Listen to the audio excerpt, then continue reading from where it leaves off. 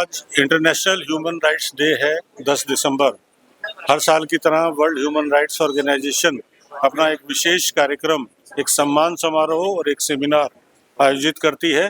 तो वर्ष 2025 में आज हमने ये कार्यक्रम इंडिया इंटरनेशनल सेंटर नई दिल्ली में आयोजित किया है, जिसके अंदर भारत सरकार के ट्रांसपोर्ट मिनिस्टर श्री हर्ष मल्होत्रा जी पहुँचे। इसके अलावा कई पद्मश्री अवार्डी आए, कई माननीय न्यायाधीश और सुप्रीम कोर्ट, हाई कोर्ट्स और दिल्ली के बहुत सारे अधिवक्ता यहाँ पहुँचे। बहुत सारे समाज सेवी और अलग अलग क्षेत्रों से जिन्होंने अच्छा काम किया है, उन सबको आज सम्मानित करने का मौका मिला। तो ये हमारे लिए सौभाग्य की बात है।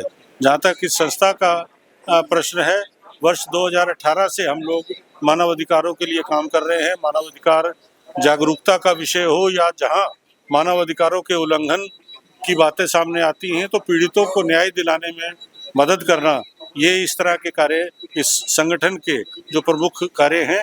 इसके अलावा अवेयरनेस की जो कमी है वो देश भर में, विश्व भर में हम अवेयरनेस के लिए काम करते हैं और रोजाना संदेश के माध्यम से पूरे देश और दुनिया में ह्यूमन राइट्स के अलग अलग जो आर्टिकल्स हैं, जो 30 आर्टिकल्स हैं, उनके बारे में हम लोग जो है वो कोशिश करते हैं कि अवेयरनेस का काम हो, चाहे वो राइट टू एजुकेशन हो, राइट टू हेल्थ हो, राइट टू स्पीच हो, राइट टू हंगर हो, राइट टू इक्वालिटी हो या कोई भी। हम सभी मानव अधिकारों के लिए जागरूकता लाने में सरकार और प्रशासन के साथ मिलकर कदम से कदम मिलाकर कार्य कर रहे हैं और पीड़ितों को न्याय मिले, बच्चों को शिक्षा मिले, इन विषयों को लेकर विशेष कार्य चल रहा है और लगातार इस तरह के कार्य हम लगातार आगे भी करते रहेंगे।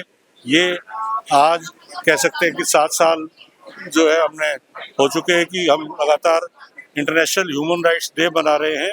तो कोशिश रहेगी कि इस तरह के आयोजन आगे चलते रहे और सेवा के कार्य, मानवता की सेवा के कार्य जो है वो चलते रहे, क्योंकि समाज, देश और मानवता की सेवा करना ही वर्ल्ड ह्यूमन राइट्स ऑर्गेनाइजेशन का एकमात्र मकसद है।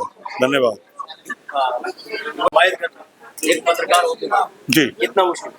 देखिए, मुश्किल कुछ नहीं है, मन में होना चाहिए, इच्छा होनी चाहिए। इच्छा हो तो सब काम आसान होते हैं और इसी तरह से इच्छा रही है, पत्रकारिता का अनुभव रहा है, लोगों के बीच रहने की जो है वो जो आदत रही है, अधिकारी वर्ग हो चाहे आम जनता हो, सबके बीच तालमेल बनाना जो पत्रकारिता के दौरान चलता था वो आज मानव अधिकारों के दौरान चल रहा है।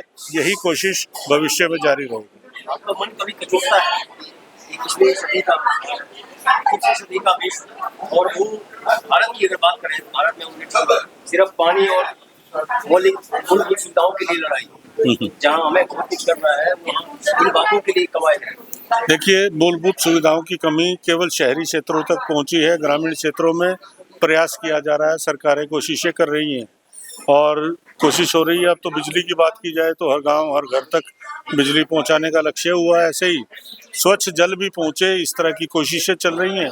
मुख्य मार्गों का जो है आजकल विस्तार हो रहा है, ये भी हम देख रहे हैं। कोशिशें सरकार की हो रही हैं। हम चाहते हैं कि हम पॉजिटिव तरीके से हम सरकार का साथ दें, प्रशासन का साथ दें। जहाँ उनकी कमियां हैं उनको भी उठाएं, जहाँ उनकी अच्छी चीजें हैं उनकी तारीफ करें। एक चीज और बता दीजिए कि वर्ल्ड ह्यूमन राइट्स ऑर्गेनाइजेशन की स्थापना कब की गई और क्या ये प्रेरणा आपको कब और कैसे मिली? देखिए, पत्रकारिता के जो मेरे पीछे 30 साल का अनुभव था और बीच में कोरोना काल आया तो उस समय हमने इस कार्य को तेज किया। हालांकि वर्ष 2018 में सामाजिक क्षेत्र में हमने कार्य शुरू कर दिया था। कोरोना का जब समय आया और हमने देखा कि पूरी दुनिया मोहताज है एक छोटी सी बीमारी के दौरान और उसके लिए जो है लोग घर से नहीं निकल रहे थे, अस्पतालों में भीड़ थी, मरीजों की संख्या बढ़ रही थी, तो ऐसे में सेवा कार्य करने जरूरी थे और यही इच्छा जो है वो हमें आगे प्रेरित करती रही। हालांकि कोरोना का जब समय आया तो मैं खुद भी उसमें पीड़ित हुआ, लेकिन हौसला नहीं रुका और हौसला टूटा नहीं और लगातार ये कार्य चल रहा है, चलता रहेगा। कितने देशों में ये कार्य? अभी वर्ल्ड ह्यूमन राइट्स ऑर्गेनाइजेशन 17 देशों में और 25 राज्यों में मानव अधिकारों की सेवा के लिए काम कर रही है, जागरूकता का काम कर रही है। और आप देख रहे हैं कि भले ही कार्यक्रम हम बहुत ज़्यादा नहीं करते हों, लेकिन जो कार्यक्रम करते हैं वो अच्छे सच्चे लोगों के साथ लेके करने की कोशिश होती है। भीड़ जुटाना हमारा मकसद नहीं है।